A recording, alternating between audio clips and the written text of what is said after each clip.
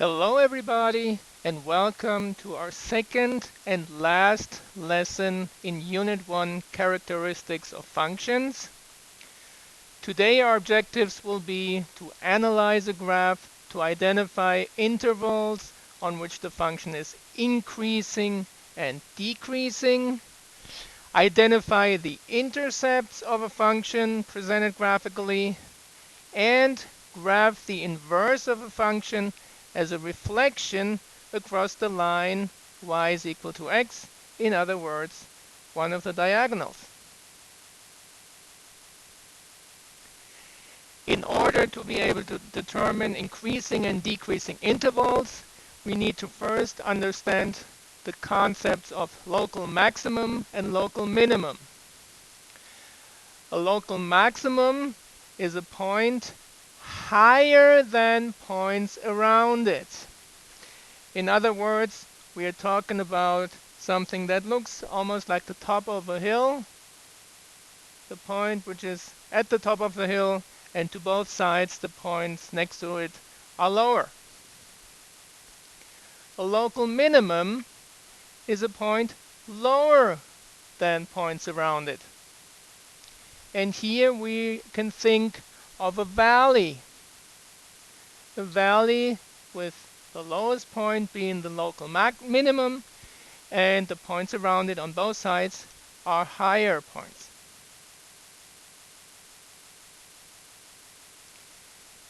So then an increasing interval is a section of the graph where f of x increases as x increases. And I'm going to circle this word and you will see in a minute why. The decreasing interval is a section of the graph where f of x decreases as x increases. In other words, we're always thinking about x increasing, in other words, going from left to the right, but an increasing interval is where f of x, in other words, the y values also increase, while a decreasing interval is an interval where the y values decrease as x increases. When you think about f of x increasing, just think about the line that goes up from left to right. And when you think about f of x decreasing, think about a line that goes down from left to right. And then we have intercepts, and intercepts are a concept that are well known to you. The x-intercept is a point where the graph crosses the x-axis, and the y-intercept is a point where the graph crosses the y-axis.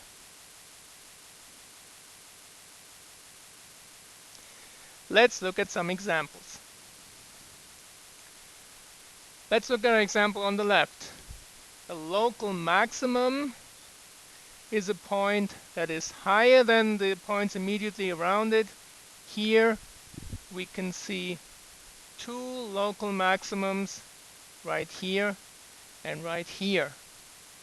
So those local maximums we put down as an ordered pair, and they will be -2, 3, and the other one is 1, 0. Let's see if we have a local minimum, and indeed we do. The local minimum is right here, the lowest point that has points immediately around it that are higher, and the coordinate of our local minimum are 0 and -3. The local maximums and the local minimum give us 3 points on the x-axis that are important for us to determine our intervals. And please note that for intervals, the way we describe them, we only use the x values to describe the intervals. And as you will see, we will also, for increasing and decreasing intervals, always use parentheses, even if we use interval notation, because the points, the actual borders of the intervals belong to both intervals. That's why we cannot use brackets as we do for domain and range. Okay, then let's look at our graph and find our increasing intervals. We have two. One is right here, and the other one is right here. So the first interval, as you can see indicated by the little arrow, starts from negative infinity and it goes all the way to -2. The second increasing interval starts at 0 and goes to +1. Since we have two of those, we need to again use our unity symbol, which you already know from geometry, and that indicates that we have two increasing intervals, and we have given those in interval notation. Let's look for decreasing intervals. There are also two of those. These are the two decreasing intervals indicated on the graph, and we use again our points that we marked on the x-axis to determine that the first decreasing interval starts at -2 and goes to 0. The second decreasing interval starts at +1 and, as indicated by the arrow, continues onwards to positive infinity. Combine these two by our unity symbol. Now let's find our x and y intercepts. The x-intercepts are here, here, and here. In other words, the coordinates of our x-intercepts are -3, 0, -1, 0, and 1, 0. We only have one y-intercept. The y-intercept is down here. It's actually the same as our local minimum, and the coordinates of our y-intercept are 0, -3.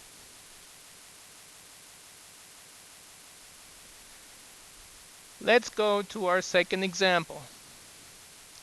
Looking for local maximums, we realize that there are none. The graph goes up in both directions as indicated by the arrows, but that does not mean that we have a maximum because, as you know, the graph keeps going. There is no maximum point. In other words, we just state none.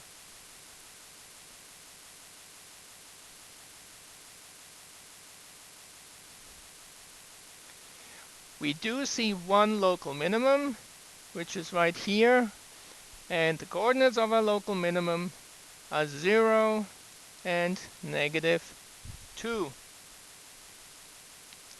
Let's look for increasing intervals. A local minimum is also our point that we will put on the x-axis to help us find intervals. And from there we can see that there is an increasing interval, which is right here. The increasing interval goes from 0 to positive infinity. And we also have a decreasing interval, and the decreasing interval right here goes from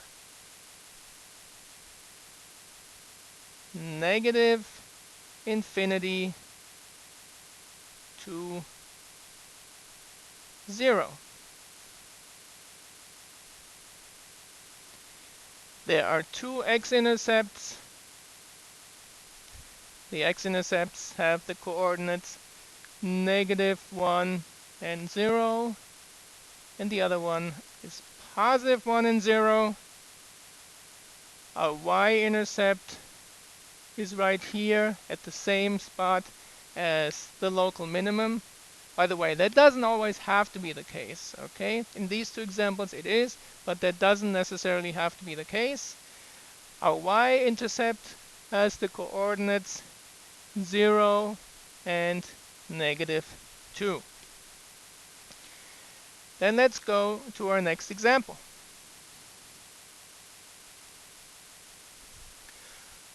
Our local maximum is right here, and it has the coordinates -1 and 1. The open circle is not a local maximum because to its right it doesn't have points that are lower, so therefore it doesn't count. Our only local maximum that we have at this point or in this graph is the point -1 and 1. Our only local minimum is right here, and it has the coordinates 1, -1. And again, our closed circle also is not a local minimum for the same reasons as the open circle not being a local maximum. We do have these two marks on the x-axis to help us find our increasing and decreasing intervals. We do have two increasing intervals, this and this. And the coordinates of our increasing intervals are from -4 to -1. And the other one goes from +1 to +3. Don't forget your unity symbol in between these two.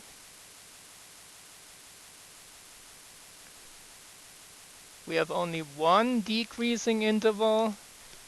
The coordinates of the decreasing interval are from -1 to +1. Let's find our x-intercepts. These are our three x-intercepts. The first one has an x-coordinate of, I would say, around 2.5. Y-coordinates are, of course, 0. Second one has the coordinates 0 and 0. And the third one has the coordinates 2 and 0. Let's find our y-intercept. Our y-intercept is here also and has the coordinates 0 and 0 because our graph crosses at the origin. Whenever a graph crosses at the origin, that means that that's both an x-intercept and a y-intercept. Remember that. That makes life easier. So this ends the first part of this lesson, but please also watch the second video to finish your notes and finish the lesson.